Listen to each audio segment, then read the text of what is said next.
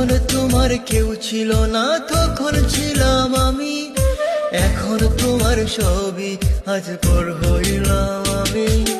যখন তোমার কেউ ছিল না তখন ছিলাম আমি, এখন তোমার সবই আজ পর হইলাম আমি।